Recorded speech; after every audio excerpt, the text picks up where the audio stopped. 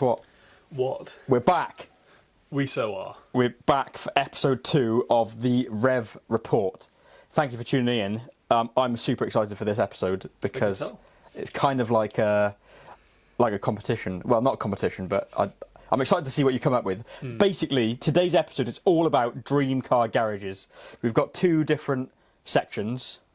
300k garage, so dream cars, as many cars as you can fit into 300k budget, into that budget. No budget. And then no budget, 5-car garage. Dream 5-car garage, money no object. So first of all, we'll go through the 300k garage and see kind of what each other's picked. I reckon I can guess some of the cars that's in yours, but I could do the same for you, but I reckon I've got some ones you wouldn't have thought I would have chosen as well. Okay, interesting. It's interesting. It'll be interesting to see how we've each interpreted this kind of brief as well. Before we get onto that, we didn't actually properly introduce ourselves last time.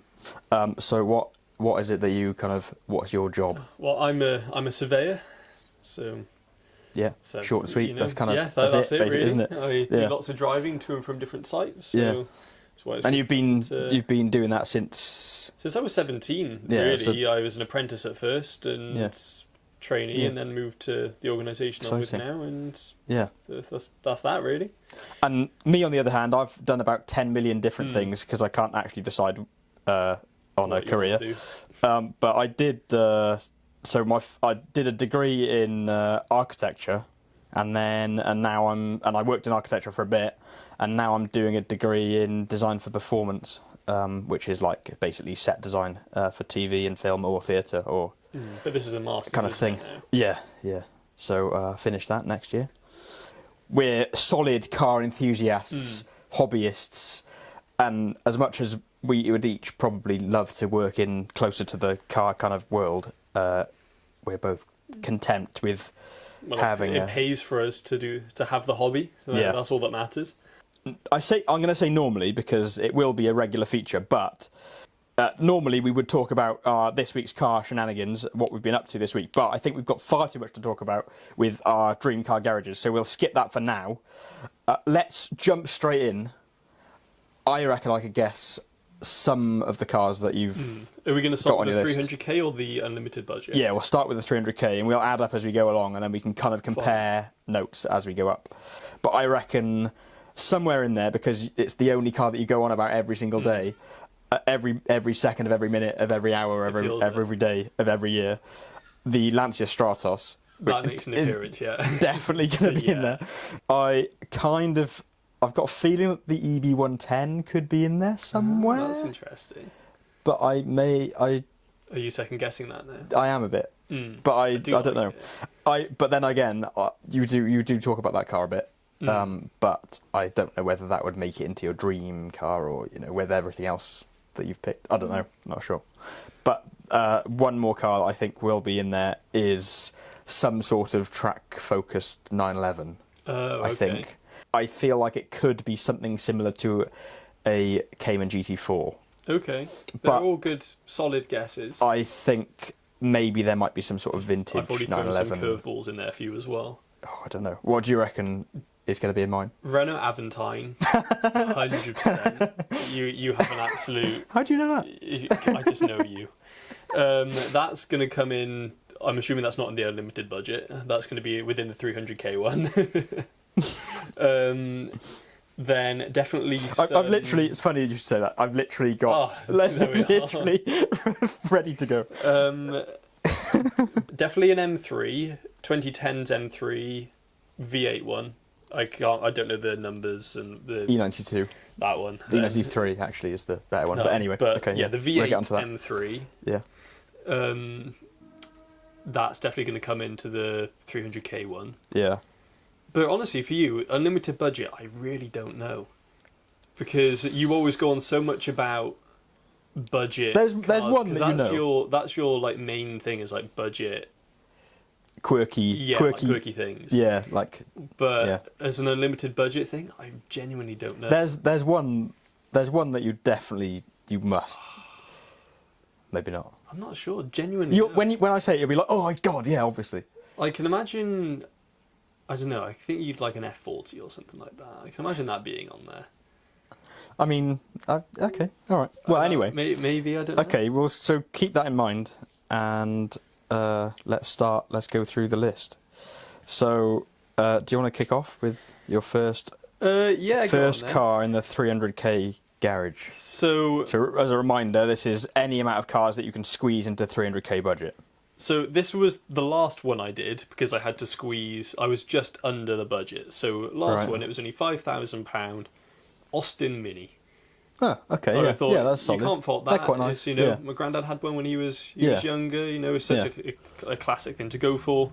Yeah. 4-speed manual. What are they? 1 like litre engine. 60 horsepower or something like that. How much was it? I googled it. 55. Wow. Solid. Yeah. So what age would you go for? Because they made them right up to... that was one that was like early 90s. That tends to be the ones that are a bit cheaper. Yeah. Because as you get nearer the time where they stop making them at like the late 90s, then they're quite they're the more sought after ones. That they're the most recent ones. Sorry, the most recent ones. That was my cheaper option then. Right. Okay. Of the 5 cars I chose for this. So. My first car, I think it's the cheapest. No, it's not the cheapest, but I'm going to say it first. As you said it already, it's the Renault Aventime, I think. But the V6 one. I was going to say, I know they have one with a funky engine. They are just awesome. The V6 had 210 horsepower. If you don't know what the Aventime is, it's basically a Renault Espace, because that's what it was based on, but with a really, really weird... 3 doors. It's completely stupid. It's completely stupid. Yeah, it's a strange choice, but it's very you. Well, I don't think it's a strange choice, but it's a strange car. Yeah, I would argue. But basically, it's a 2-door hatchback, but also an SUV, MPV. It's like a 7-seater, isn't it? Still? Is it 7-seater? I don't know if it. I think it's 5-seater. 7, was it? I can't. I don't know. Obviously, but it's a family car with 2 massive, great big doors. But they did the something. Heaviest doors ever fitted to a road car or something. I don't know. I think I know. I heard that somewhere. I don't know whether. That's... I mean, I wouldn't put it past them to do that. But it's all fiberglass. Is it? So that would contradict that fact. But the doors have like really funky hinges. They do because they're so long. They're like dihedral hinges, but horizontal kind of thing. So they the front comes out as well as the back kind of thing. So it's like 4-wheel steering almost. For a door. Yeah, I don't know. But they're just completely stupid. I did have a look on, when I was doing some research about the car, I had a look on Reddit, and someone has commented, so Renault Espace designed to have 2 doors and realistically seating for 4.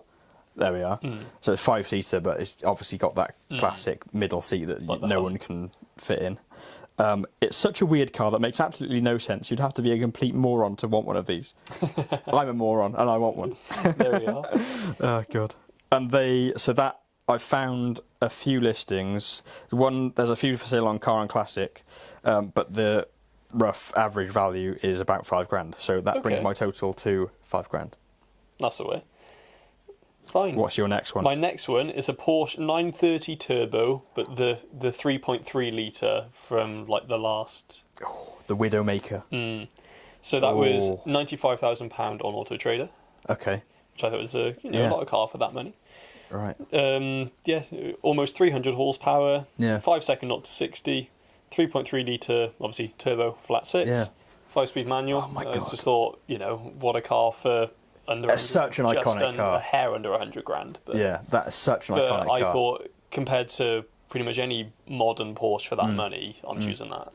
I would give a lot to even have a go in one of those. Yeah. So when you buy it, can I have a go? Yeah. Well, one day. But yeah, that was my first proper answer. Not that Mini wasn't a proper one, but yeah. More. Okay. More I mean, that's kind of an interesting 2-car garage already. Like I know. I wonder how dailyable that 930 is. Not very, but someone's got almost 1 million kilometres on theirs. Oh, well, that's a testament to. I literally saw a reel on it the other day. He was like a carpet salesman. So whenever he went to price up a job, he'd drive his car. His Porsche. A carpet salesman. That's unassuming car for. Yeah, well, whatever. But yeah. But yeah, it was like using 1 million kilometres in his. So Okay, obviously there's some reliability there. So what does that bring your total to? 100,000. Bang on. Right, cool, okay. Nice round number. So my next car, this will be really obvious. I quite like quirky engines. And I like, I didn't realise, I didn't know the term before, but I quite like a Q car, which is basically like a more official term for sleeper.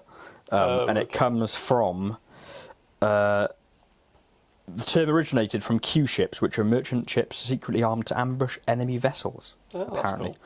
Cool. But yeah, so this Q car that I've picked, I love a good Q car, and I love a good modern classic. Really racking my brain now. So Clio. I'm going to tell you the engine, and then you can tell me what car it is. Yeah. It's a W8. Oh, okay. The Passat WA. Yeah. Yeah, so a 2005 Passat W8, 4-litre W engine. The W8 was the test bed for Volkswagen when they started pushing their W engines. So you've got the Bentley Continental GTC, which has the W12 in it. Yeah. And then you've also got the Bugatti, which has got the W16. So basically you're buying a Bugatti. Half of one. You're buying half a Bugatti. Minus 4 turbos. You could add 4 turbos to the blow it up. It might last instantly. About 10 miles, but you know. But 6.6 seconds to 60 in like a wagon. A wagon. Yeah.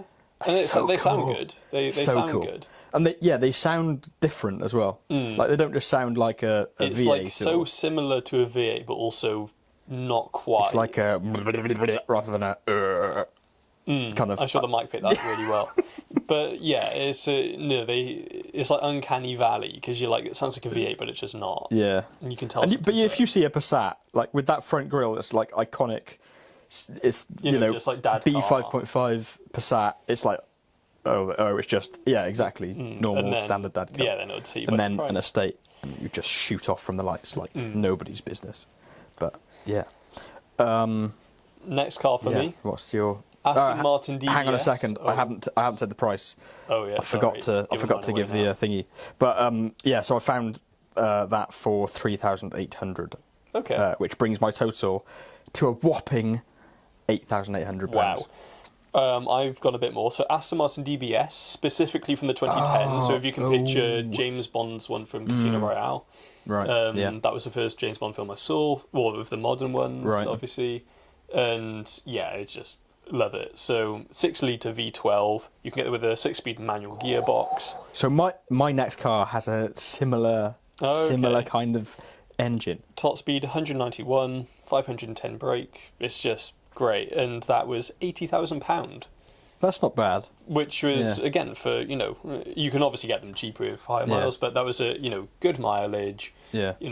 Whatever else. I was like, if I was going to buy one and I had the money, that's how much I realistically want to spend. And the DBS is such a I love it so. I'm a sucker for an exclusive name badge like DBS or like the W8 or they're obviously not comparable cars. I prefer that generation to the modern ones. I prefer the styling of that. See, I much prefer the newer one. I'm not really a massive fan of like the 2010-ish era Aston design. For me, it was between that or the V12 Vantage. But a good one of those is that bit more, and I wanted to fit it into the. But I was like, to tell you what, a DBS, you cannot go wrong with that. Yeah, I mean, it would be a cool car, but like, I don't know. I mean, it'd be awesome to drive, and I'm sure if I took it round like the Evo Triangle or, it's just a proper like Grand Tour though, isn't it? You just cruise. But I thought then with it having a 6-speed manual, then if you do want to have a bit of fun with it, it's not like you're just pressing buttons with the automatic. Then you're having a bit of fun. Yeah. I mean, it's such an iconic car, and people car guys that claim that they're like die-hard car guy, car fan. They're like, oh my god, it's such a special car. Yeah, and 6-litre V12, so you just can't go wrong with that, can you? So on the topic of 6-litre with 12-cylinder, what does that bring your total to? That was £180,000. 180. Okay. My total's still way under that. I will fill the 300k though. I will. There's You'll probably go over. I reckon you've gone a hair over. Okay, you'd be surprised. So speaking of 6-litre 12 cylinders, it's not necessarily V. Ferrari Testarossa. That's a flat 12. No, I haven't. No, I haven't done anything that exciting, actually, really, to be honest, on this list. Well, actually, I have, but not in that. 6 litre, 12 cylinder. So think back to my last car. What format was that engine? So your Bentley Continental for sure with the W12 then. So it's the same engine from that. Oh, in the Phaeton. In a Volkswagen Touareg. What did the Touareg? So what did the Phaeton have? Was that the W8 again? So they did the V10, the diesel V10, and they did the W12 as well. I see. But yeah, so that would be another contender. So another Volkswagen. But I just the Touaregs look so cool. They look awesome. Because is that twin turbo or is that what the Bentley's one is? I think it's naturally aspirated. That's quite cool. I think. But yeah, such... Is that 6 litre? 6 litre W12. 450 horsepower, 600 newton meters of torque. I mean, you'd expect something that that big from that. That was shift. Big number. That was before wheel drive as well, so it'd get the power down. Well, so it's got the classic VW 4Motion. Well, guess the 0 to 60, speaking of it shifting. 4.8 seconds. That's very ambitious. Actually, it's a big car, 5.5 then. It's 5.9 seconds, yeah. Yeah, but I mean, that's good for a big car. That's quicker than my Mini Cooper S that I had, which was, 6.2 or something like that. Probably more, because my Mini Cooper S was 6.5. Oh, right, okay, right. So yours will probably be similar-ish. But yeah. That's quick for a big car. Yeah, I mean, it's so cool. Iconic, 2006 Volkswagen Touareg. Yeah. They could tow a decent boat or something as well. Pull over a building with that. With that sound, that symphony of the, Of the engine braking and eating itself. Yeah, I mean, but it's such a weird. Why on earth did Volkswagen go? Oh yeah, we'll get a Touareg they put the V10 in the Touareg as well. They're on some of the purest cocaine. I think, yes. Yeah, it's completely mental. But which is why I love them so much. But how much are they? So that is, I found one. I was looking at these about a year and a half ago, 2 years ago, and I found one on eBay, a silver one, for 25 grand. Okay. Which I thought that they would have either gone up or stayed about there, but I found one on Collecting Cars it wasn't in the UK, it's in Switzerland, but for the equivalent of £14,000. Okay. So that is an absolute steal for your money. That isn't bad, to be fair. Just over £1,000 per cylinder. That's pretty.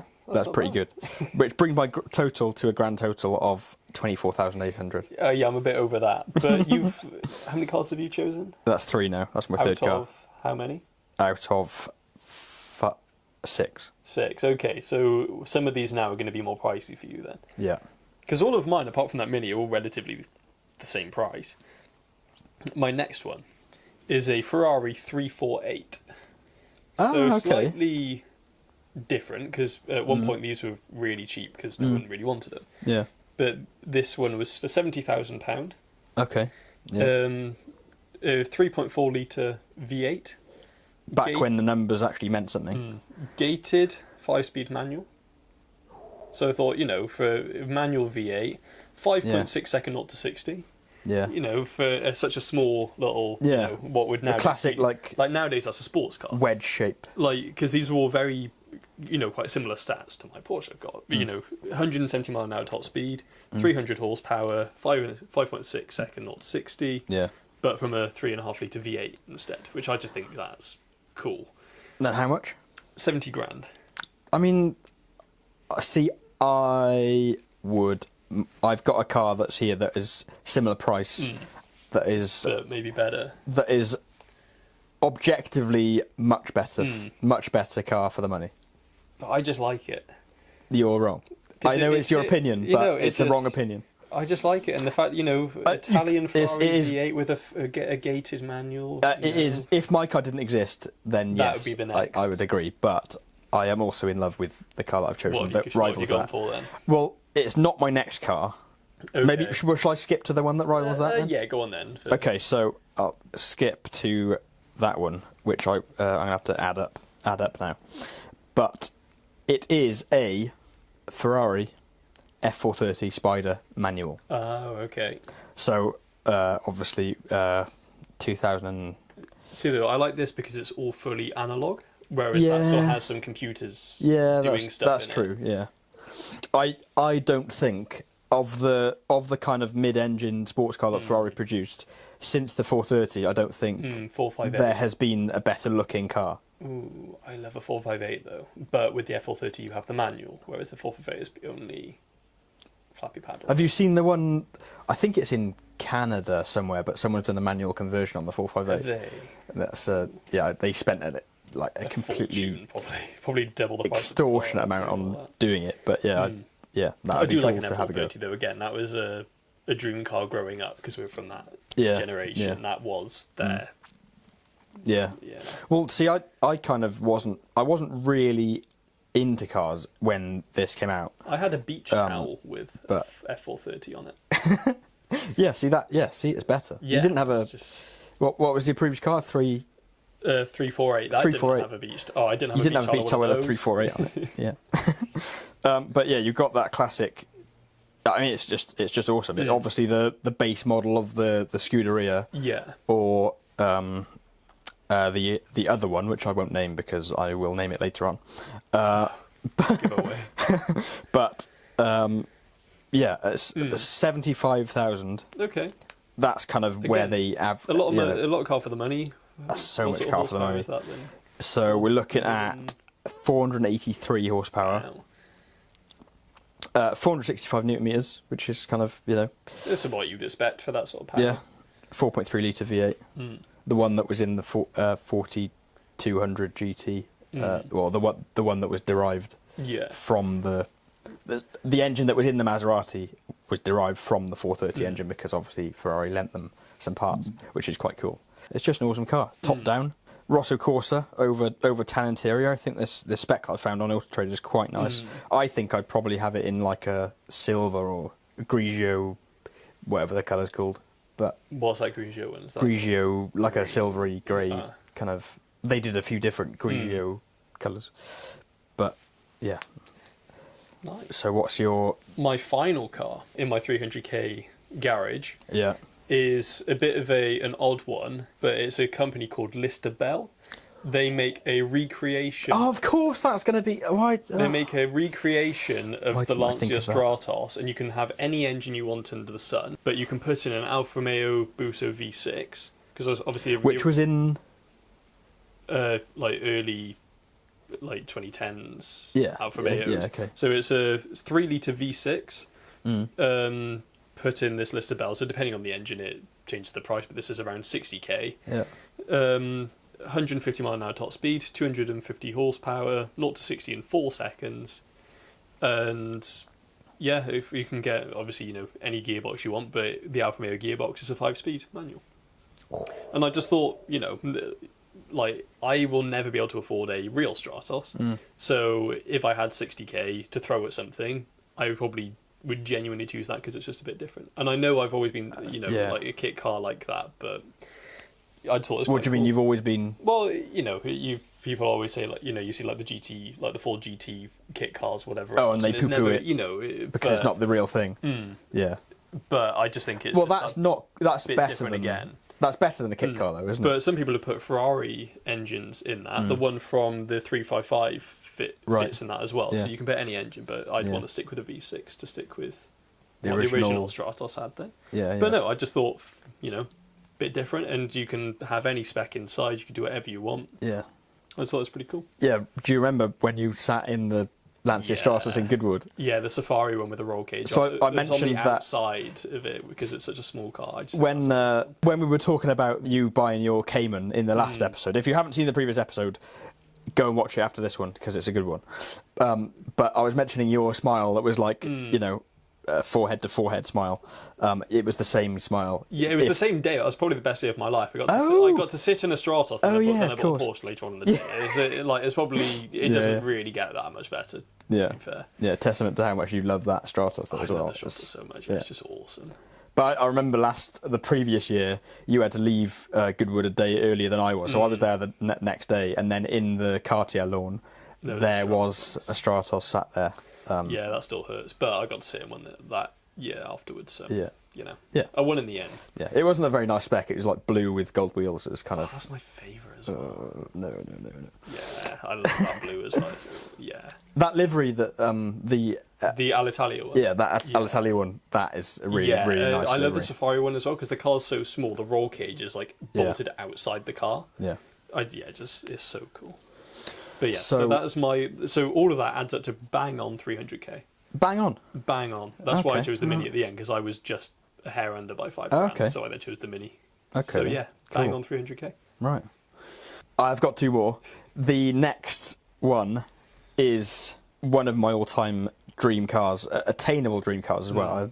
They're not too expensive, and actually, they've come down in price a bit over the last few years, which is strange, but I won't complain.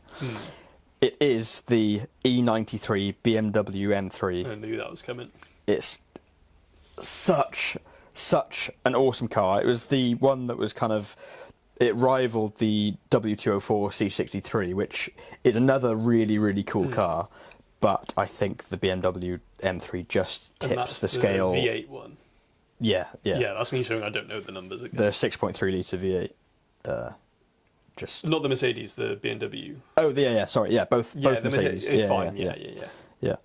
But yeah, so the engine in the BMW is a 4 litre. It's the S65 V8, which was used for the M3 and only in the M3. So obviously in future M cars they kind of shared engines, but having that particular engine just in that one car makes it that little bit more special. 414 brake horsepower. Naturally aspirated. It's the last naturally aspirated V8 BMW. Because after that, then they went to the twin turbo 6-cylinder. Then after that, yeah, rubbish. There are some known problems with the BMW rod bearings, M3. namely, as I'm aware. Yes, rod bearings. So yeah, as long as you get those done. To fix. Yeah, but as long as you get them done, you've got a solid car, and you can just hoon it sideways 50% of the time, which is awesome. And I found one on Auto Trader for just shy of £19,000. Nice. Yeah, I just think. Did they do a manual? Yeah, you'd have to get manual. But which brings my total to 118,800. That's not bad. So we're getting closer to the 300k. Yeah. But my final car brings it up. But just quickly, I do want to touch on the most awesome iteration of the M3, which is the M3 GTS, which they only produced 150. That's such a cool car. I mean, it's obviously like very track focused, but they produced them in only fire orange. Oh, it's that one with the roll cage. Yeah, and, I know what you mean now. Yeah. So it's. Yeah, they produced an extra 40-ish horsepower from the standard M3 with the same engine, but they just had a longer stroke. And I think the E93 is the one to buy. So you've got the E90, which is the saloon. You've got the E91, which is the estate, which would be really cool, but they didn't produce an M3 in that guise. Then you've got the E92, which is the most common one, probably, which is the hardtop coupe. And then you've got the E93, which is the hardtop convertible, which I think is the coolest thing ever. Because obviously you've got the theatre of the kind of wind in your hair, and it's all... Well, with the roof down, then you've got the engine noise in front of you, and then the exhaust behind you, and you're sandwiched. Cool. Yeah, I mean, obviously I'm only imagining what it's going to feel like, what it feels like, because I haven't actually had the chance to drive one yet, but... One day, maybe. Yeah, one day, soon. So my final car. So I've got 182,000 left ish. And how much have you spent on 181,200 left, sorry. I've spent 180,000. So wow, I've come in 1,200 left.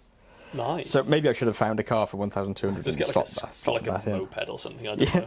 Yeah, that Honda Zuma. That would be cool.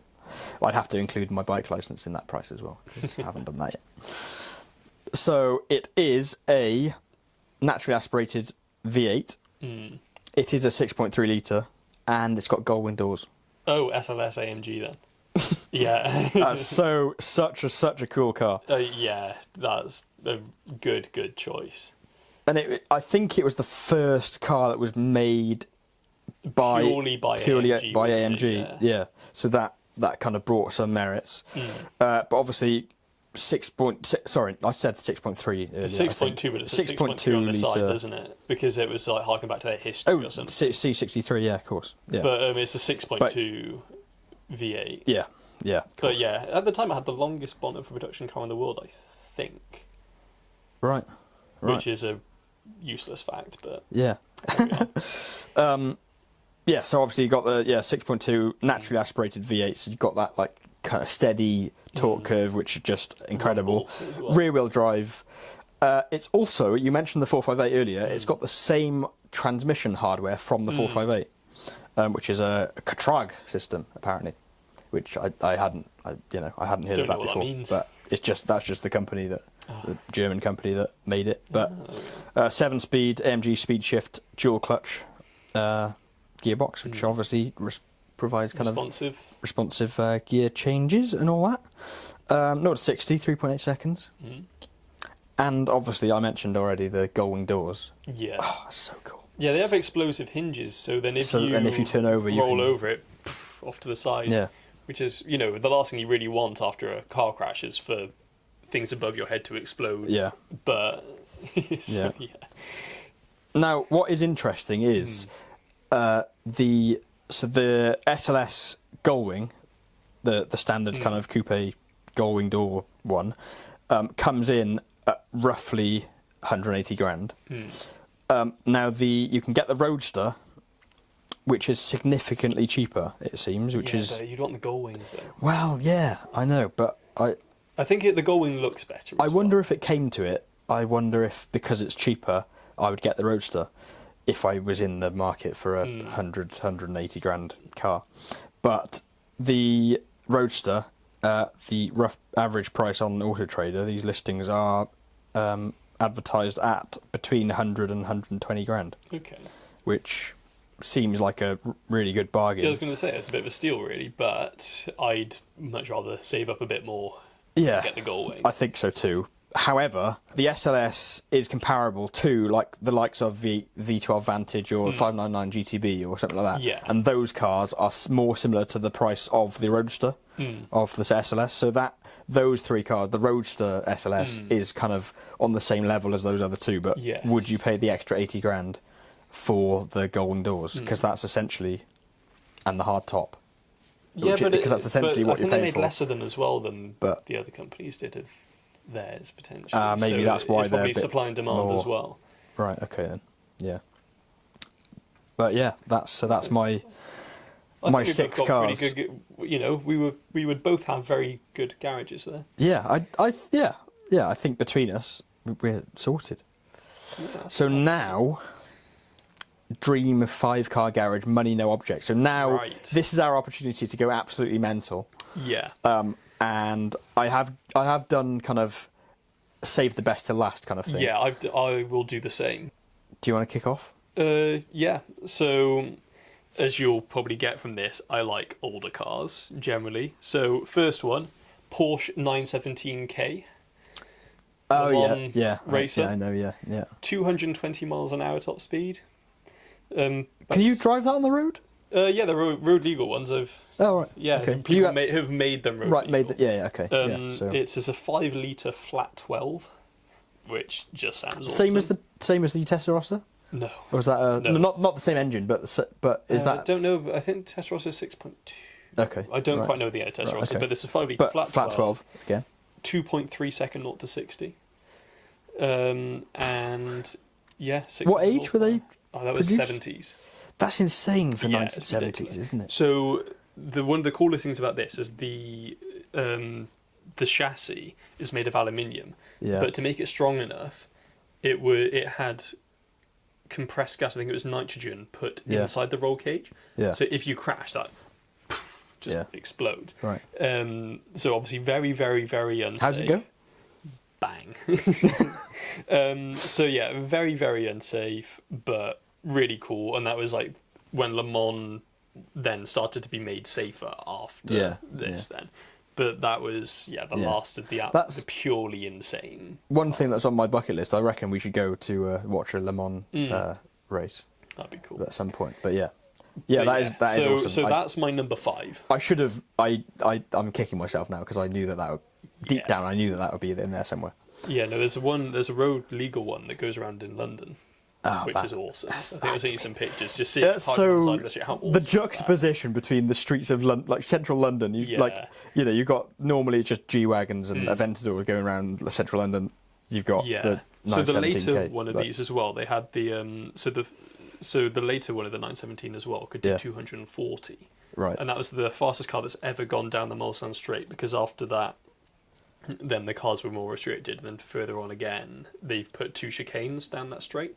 Right. But when it was purely just one long straight road, it got to 240. That's ridiculous. So why have you chosen that earlier one over that later one? Because I think it looks better. Right. Okay. Because after that, then they had like the long tail version, right, which was quicker. Yeah. And could do that higher top speed, this, that, and the other. But it's not all about speed. But you got to look cool while you're doing it. Well, they all look great, but 917 first generation, I think, just looks. It's just and it looks lovely. The fact that it's the first one as well is quite. And it's still a ridiculous car. Yeah. Okay, so my first car, my dream 5-car garage, is 1970s Lamborghini Espada. Oh, that's it's like the supercar of the estate world. It was actually the world's fastest 4-seater at the time. I think it's probably more of a 2+2 because I'm not sure actually how much you could fit in the back. No, but at the time it was produced, the world's fastest 4-seater, and it was designed by Marcello Gandini, who worked at Bertoni for a bit. So he designed the EB110 prototypes, right? The Di Tommaso Pantera, Countach, Miria, and Lancia Stratos as well. Yeah, the man could design a car. He can design a wedge-shaped car, actually. Yeah, they are very. He's only ever used rulers, I think. But, but he's... rulers that are slightly bent. Yeah. But for 1970, 325 horsepower. V12. V12. Yeah. 4-litre V12 at the front. Yeah. It's proper Grand Tourer. Yeah. I'd love to do like family car, really. Yeah, I don't know.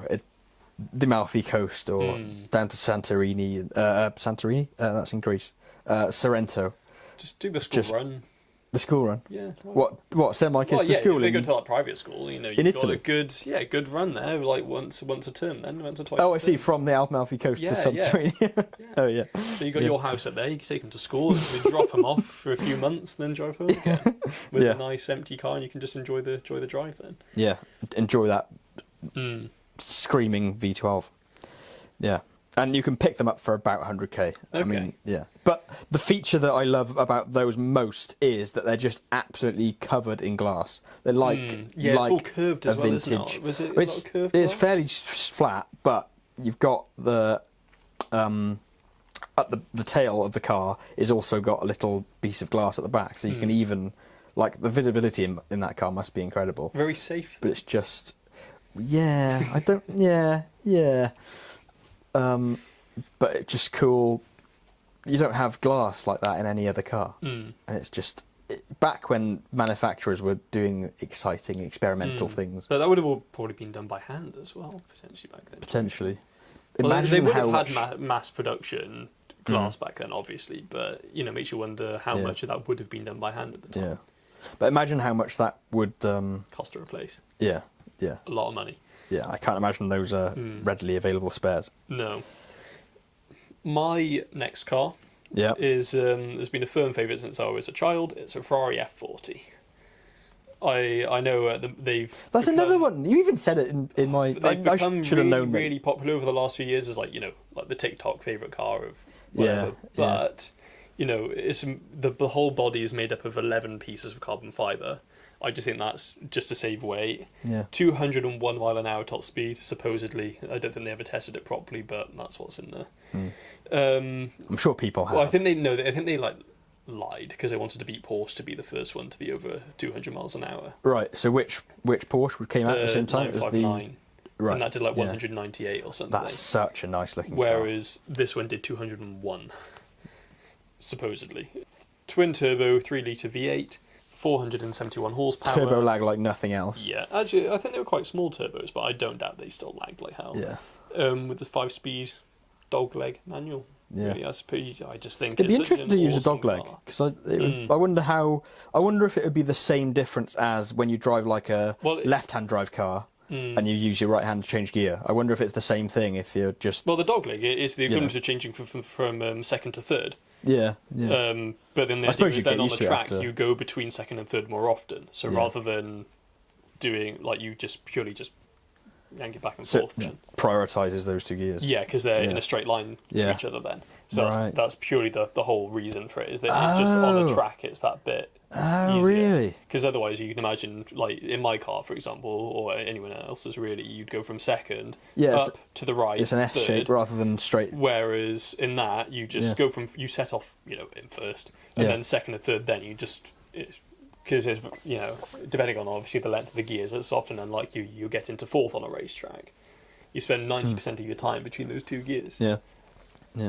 My second car is completely not in the realm. I've gone a bit I've tried to give myself a range of different purposes. Okay. So I was thinking, right, I don't have in this list of dream cars, I don't have. Whilst it is still a dream car, I would love one.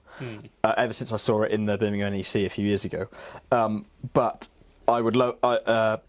I sort of thought I need a little bit of practicality. I don't know whether the word of practicality is a bit stretched, but it is another Mercedes AMG 5.5 litre V8 bi-turbo. So it's the one from the W205 generation of C63, that kind of gen. It is 6x6, the G6x6. Yeah. How insane would that be? They are pretty cool, to be fair. Did they only make 6 of them as well? No, they made more than that because they're more. I couldn't remember. They would be a lot more expensive if they only made 6. Fair. I believe they were originally made for some kind of army operation somewhere for someone. But yeah, then they made a couple of civilian ones. They made a few. Similar to Hummer, I suppose, making their. Yeah. They started off as army vehicles, then they made them. I don't fully know the exact, but that's kind of roughly what happened. There's 544 brake horsepower, 760 newton meters, but the power, the whole engine thing isn't really important in that case because it's got 6 wheels, 6 actual wheels. Yeah. And it's absolutely huge. You think of the Ford Ranger Raptor, and that's your head is height of the bonnet. It's kind of similar. Yeah, similar size. Similar size to that. It's just ridiculous. So it's 6-wheel drive with a 30-40-30 power split across the axles. 5 fully locking diffs. 5 fully locking differentials. And it's got a system where you can increase or decrease the air pressure in each tyre via a button in the dashboard, depending on what terrain you're going over. That's really cool. Such an awesome idea. I fell in love with those cars ever since. Well, firstly, I was introduced to them when I saw them at the NEC. I can't remember what the Richard festival Hammond's, was called. So that was the next thing I was going to mention is when he did it. Yeah, when he went over the sand dunes. Over the sand dunes of the Saudi Arabia. I mean, incredible. So, what's your... next is another Le Mans car. Yeah. This time from 1966, the Ford GT40 Mark II in particular. Yeah, I knew that was coming. As you said, 66. I'm a big fan of all these sorts of cars. I love the history behind it all. 7 litre, or for Americans, 427 cubic inches. 7 litre. 7 litre V8 making 471 horsepower. How heavy was that car? Really light. Big engine, isn't it? Yeah, but they're tiny. Yeah. Right. And yeah, just under 4-second 0 to 60, 4-speed manual transmission. Surely someone by that point had thought, oh, we need an extra ratio, surely. But, I mean, I don't think they exist. I don't think a 5-speed existed back then. Right, no. Maybe in racing it did, but it was only in the 70s when it came into production cars. It was a Lancia. I can't remember which Lancia, but it was the first one that had Lancia with the first ever production 5th gear. Right, okay. But yes, that's a 4-speed manual transmission, can still do to about 215-ish miles an hour. Which again, in the 1960s... It's insane, yeah. Is insane. Yeah. And yeah, it's just wild. And for a 7-litre... It was a NASCAR-derived V8, and then they tuned it and did this, that, and the others. Yeah. But yeah, I think it's just awesome, and it's an awesome story as well behind it. But yeah, it's just I just think they look awesome. Yeah, they do. That would be awesome to have in your garage. Yeah, they sound even as like a museum piece. Kind of. Yeah. It's even like the little, like one of the drivers was really tall, and when you see the doors, they have a little bubble over one of the doors, so his helmet would fit in it. Yeah. And they just have It's called something. It's like the driver's name, something bubble, but I can't remember what it is. Yeah. But yeah, I thought that's a really awesome car. Cool car. Yeah, it is. And again, all of my ones have probably aren't. None of them are probably below £3 million. They're probably all more than that now. So, right. For our F40s, they go for around the 3 million. See, I have gone a little bit more sensible than that. Porsche 917, again, probably around the 3 million mark, if not more. And the same with the original GT40 Mark II. They're going to be extortion. They're probably nearer the 10s. So, yeah. I've not gone for the cheap options. Well, yeah, rightly so. Money no object, 5-car garage. Yeah, you could take your kids to school in a GT40 if they hold on or something. Yeah, well, passenger seat. That's about it. Yeah. So speaking of price, the 6x6 you can pick up for about 650k, which I don't think is too bad. I thought they were going to be closer to $1 million, but not that I'm ever going to have 650k to blow on a 6x6. But there we are. Maybe I'll be able to. It's still very have nice a go in one day. But yeah, exactly. But you can. What do they say? You can. Well, it's a big. You can live in a car, but you can't drive a house. Yeah. Yeah. What's your next? So, I have been going on about this car recently, and it's entered my kind of dream car bucket list kind of thing to drive fairly recently in the last few months, but it is very solidly in there. Ferrari 575 Super America. Is that the one with the roof that flips? So, the roof, it was dubbed the Revochromic roof because it kind of flips out up, forwards and backwards like a rev gauge, I guess. And the chromic comes from its electrochromic technology, where you can adjust the amount of light coming into the cabin. Oh. How cool is that? I see. But they are known to go wrong quite a lot. I'm not surprised. But basically, what Italian electronics go wrong? Yeah, unheard of. I know, weird. Yeah. No. But so it's a carbon fibre framed roof, which makes it obviously light and easier, I guess, in theory, to flip back and forth with electric motors. But yes, the car is based on the 575, so it's got the 5.7 litre V12 front mounted proper GT car from like 2005. So. It's kind of similar era to the F430. Yeah. Well, actually, probably closer to the 360.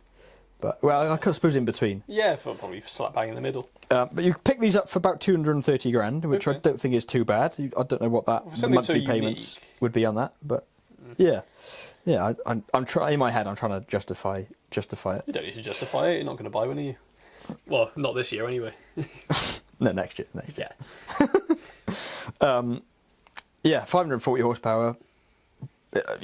What you can't really use. You can't fault it.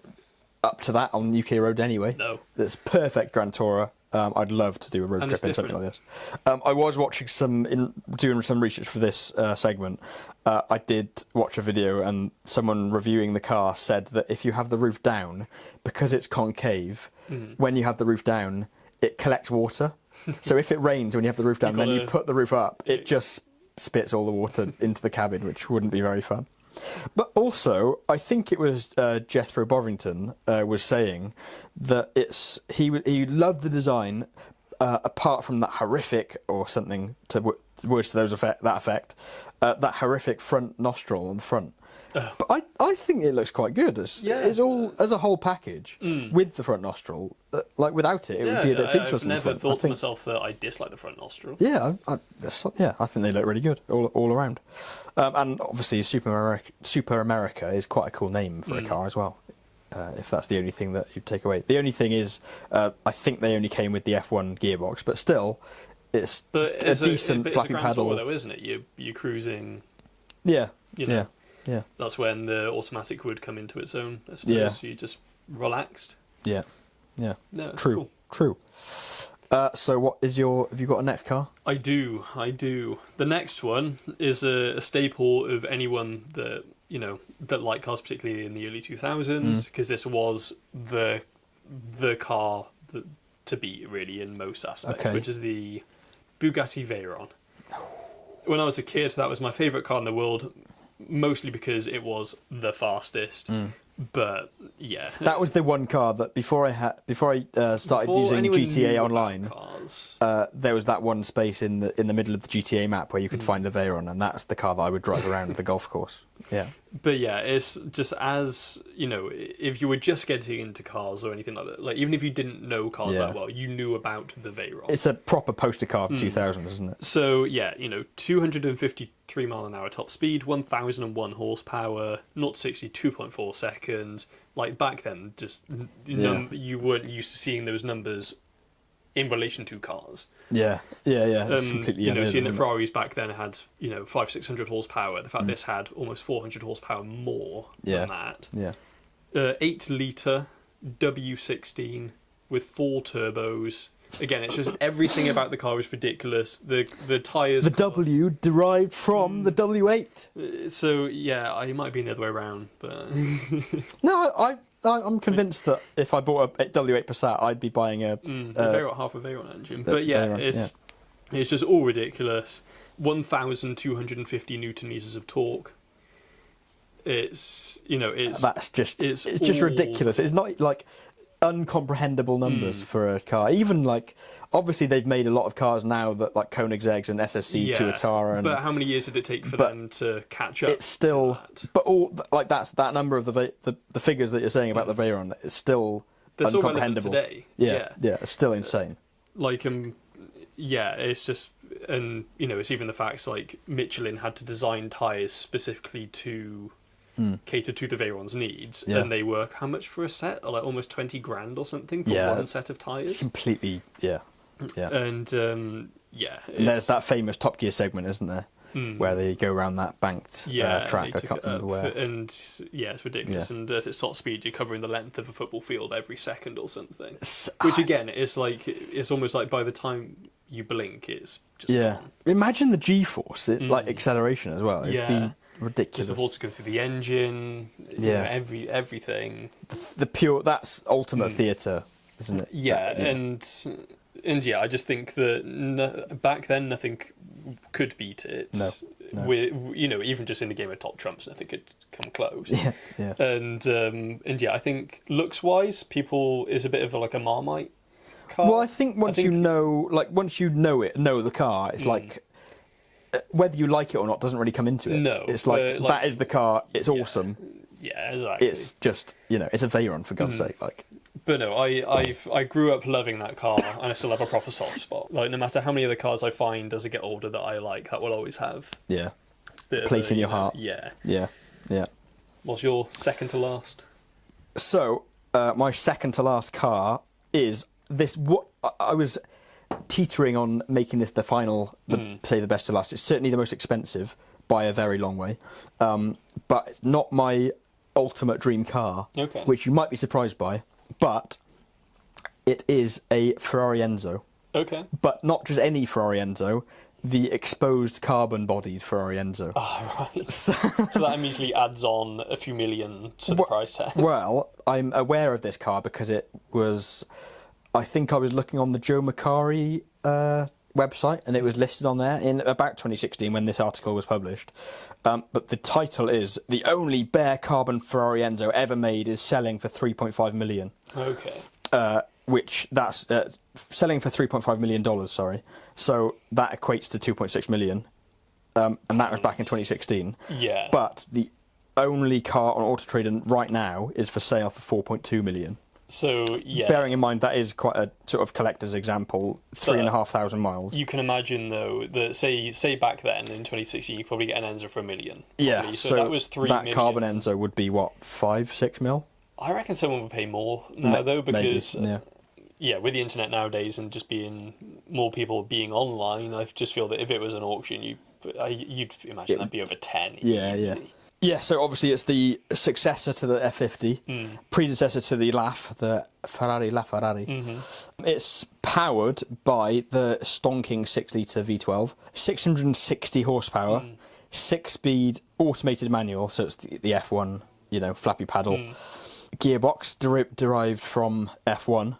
Top speed over 210 miles an hour. I think it was 217 from what I remember from when I was a kid. Can you imagine doing 217 miles an hour in a spaceship-looking Ferrari? And you'd have to have it in the classic Rosso Corsa. It's only slightly quicker than that GT40 I mentioned earlier, and that's 50 odd years older than the Enzo, which goes to show just how. And that only had 4 gears. Yeah. I think you do almost 80 in first or something.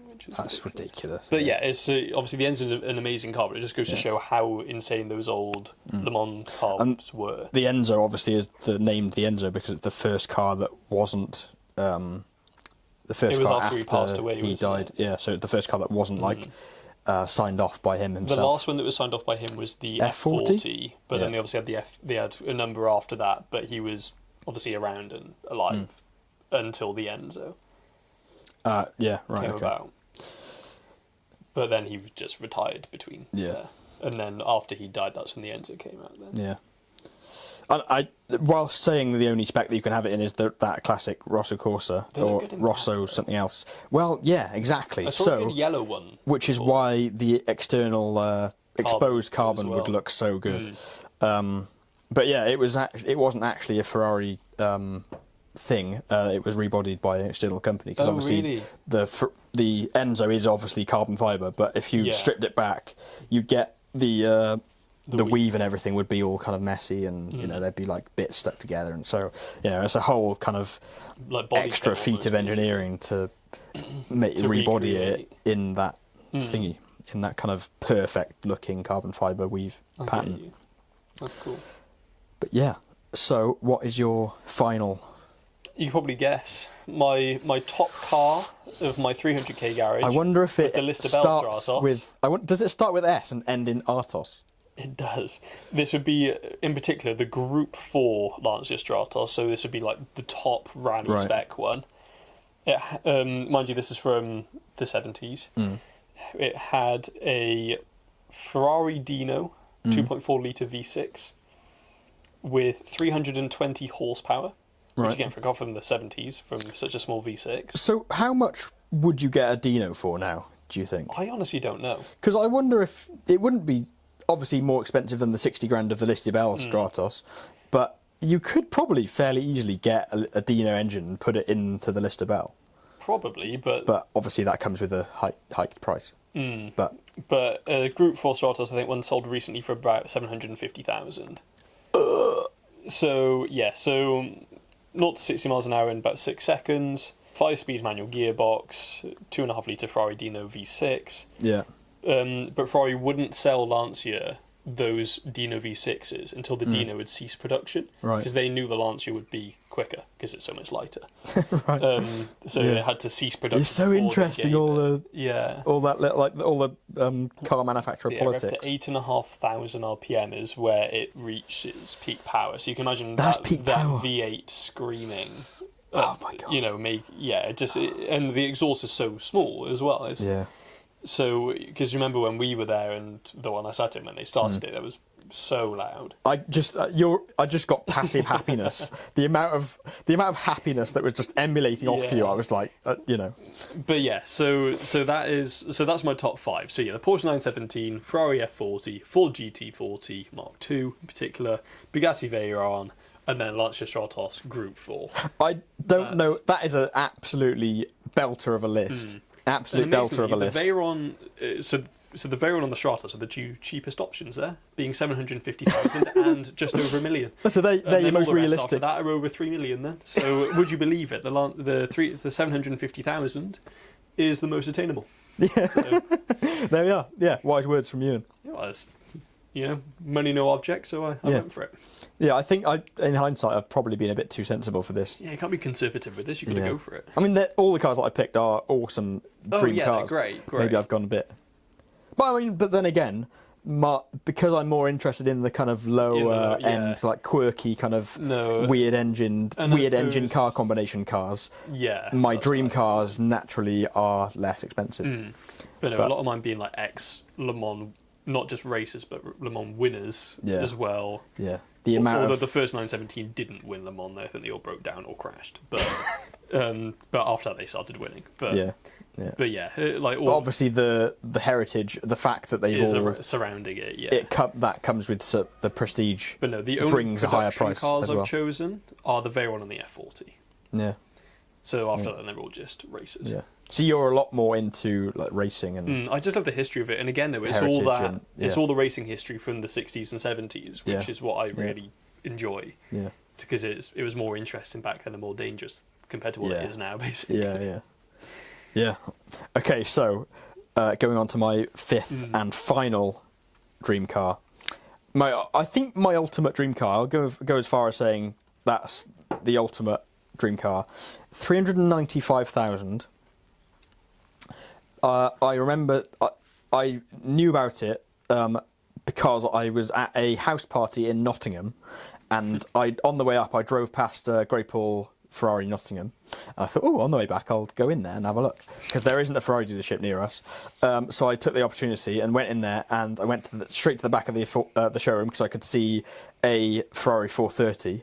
But on a closer inspection, it wasn't just any old Ferrari 430, not a Scuderia, it was a 16M. Which is the stripped back ultimate track, the most extreme version of the F430. So obviously you've got the F1 gearbox. The F430 was the car that introduced the Manettino into Ferrari. So it's got the Manettinos, you've got the switchable kind of. So naturally aspirated V8. 4.3 litre V8, 510 horsepower at 8,500 RPM again, like the Stratos. Yeah, that's going to be crazy. It's just. Yeah. Fully stripped out, no sound deadening whatsoever. And it's the no roof either. It's based on the Spider. Oh, I didn't realise it was based on the Spider as well. So, and it's called the 16M because it celebrates the 16th Ferrari's 16th win of the Constructors' Championship. Oh. Yeah. So you've got that little bit of like that tie in there. That's it's cool. I said earlier, I'm an absolute sucker for that kind of the exclusive badge, or like the M3 GTS or the SLS Black Series or whatever. It's just a bit of something. The 16M. Such 1.8T. Yeah, exactly. Yeah. And that kind of, I think that kind of summarises the list. Yeah, amazing. Yeah. I mean, I don't know who's won. If it was a competition and we had winners, the viewers or listeners can decide for themselves. Then. So comment down below if you're watching us on YouTube. You can comment down below which one you think, or which cars out of each of our lists would be in your dream car lists, and maybe which of our lists you prefer. Who do you think has had a better run? Before we sign off. I thought we'd do something really Instagram cliche and try some consumable item. Should I be scared? So, I'm scared. Right. So what consumables have we got? Everyone's doing it on Instagram at the moment, so I thought I'd join in and be a lemming and copy them. It's the Lando Norris Monster. Does it taste of him? It might do. I kind of hope not, actually. It's like the sweat that's saved up after a race. I can't even open it. Yeah, it's alright. Get out of that. Right then. Yeah, go on, you got it. There we are. Well. This is going to be horrible. Well, cheers. Also, we've got some ASMR here. Oh. Right, this is the mic. Right. Well, I'm going to try it first, and then I'm going to pour some into the glass to see kind of what it looks like. Cheers. This is the end. This is the end. It's not terrible. I don't know what it tastes It's like limey, isn't it? Is that what it... I don't know. I don't know. It's not... Multiple Formula One race winner Lando Norris spent his weekends racing 230 miles an hour race spaceships, and this zero sugar monster drink tastes exactly how you'd imagine that feels. I don't know whether I agree with that. I think it tastes more like 240 miles an hour. I'd say without the zero. You'll be won over with the freshest of flavours, and this can is wrapped in the same iconic helmet design as he races on track. It's the taste of the future packed into one can. Watch your back. The new era is here, and it's tasting good. I don't know. I don't not like it. I was expecting it to be a lot worse, to be honest. Let's see what it looks like. Probably very green. Oh my god. Actually, it's very similar to the colour that's actually on the can. So. That is like radioactive. But if I saw that in a clear... I'm glad that it's in his helmet patterned solid can, because if it was in a clear can, there's no way that I'd pick that up and drink it. But there we are. If we've survived this, we'll be back next episode. Yeah, for more really exciting shenanigans, because we're going to be talking about how to plan the perfect road trip, and our road trip that we did about this time last year, which was really fun. Yeah, on that disgusting note, well, not that disgusting, upsetting, unfortunate note, we'll be back with you in the next episode. Thank you for tuning in.